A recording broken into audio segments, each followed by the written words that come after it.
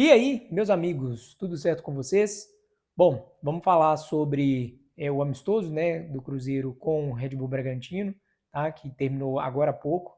Estou gravando esse vídeo, fiz as minhas anotações aqui, tem muito pra gente falar, né? Tudo sobre o Cruzeiro e muito mais, só depois da vinheta. Então roda.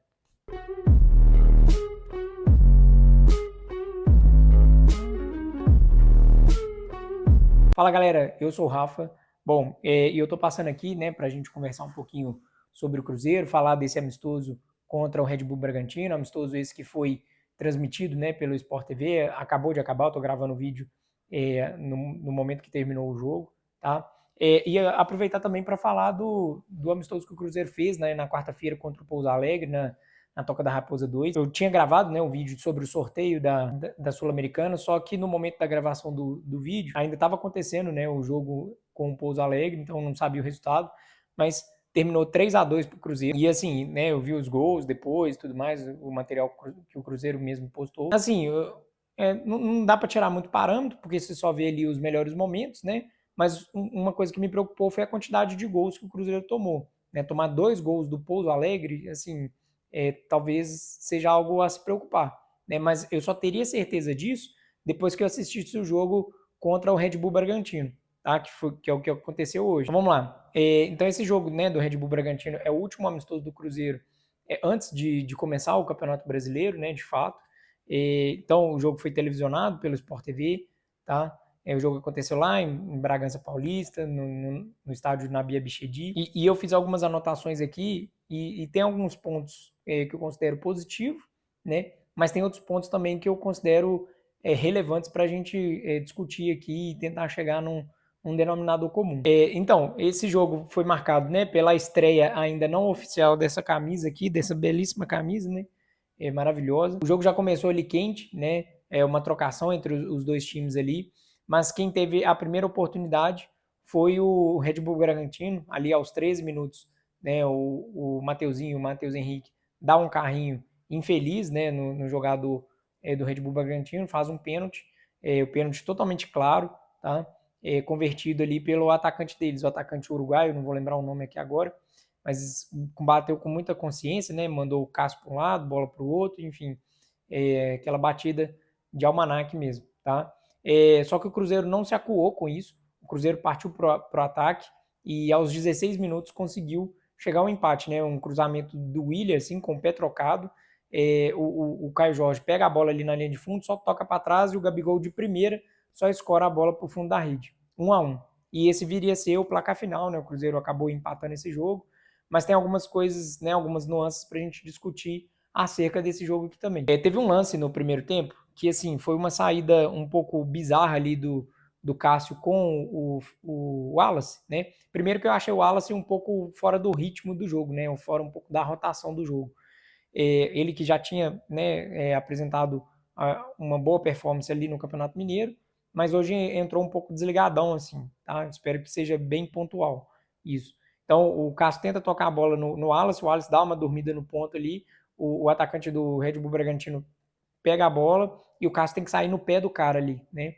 Foi um lance assim de muito perigo ali no primeiro tempo, uma atrapalhada, e isso me levanta alguns pontos falhos que eu identifiquei principalmente no setor defensivo, que já era um ponto crítico da gestão do Fernando Diniz, né? Eu falei aqui com vocês nos outros vídeos, quem me acompanha aqui já sabe, que o sistema defensivo do Cruzeiro era onde que o Jardim iria ter que trabalhar muito, muito mais, né, para construir esse sistema defensivo que começa desde lá dos atacantes até chegar no zagueiro. Já deu para ver que está um pouco mais encaixado, mas precisa de fato fechar essa zaga aí. Não dá para ficar tomando gols não.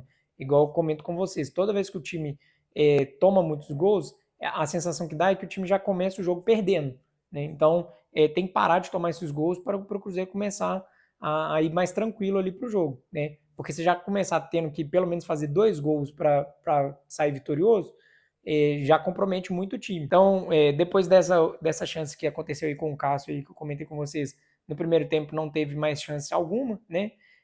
No segundo tempo, o time do Cruzeiro voltou igual, não teve alterações ali no intervalo, e a primeira grande chance foi do Red Bull Bragantino, no escanteio, né? A bola passou rente ali ao gol, mas depois teve 2 oportunidades aí do Gabigol, uma no travessão, né? E bateu assim de colocada e a bola foi no encontro ali das traves. Poderia ter sido gol. E uma outra, um lance muito parecido com um gol, que o Caio Jorge rola para trás e o Gabigol escora assim no contrapé do goleiro, mas o goleiro consegue defender. Tá?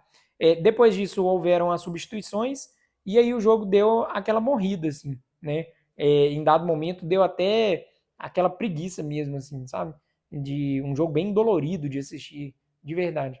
Então, teve várias substituições, né? O Cruzeiro praticamente trocou o time todo. O Cássio fez, né, algumas defesas importantes ali também no segundo tempo, que garantiram o resultado também, né? Então, um ponto positivo aí para o Cássio também. E não teve mais do que isso, não, sabe?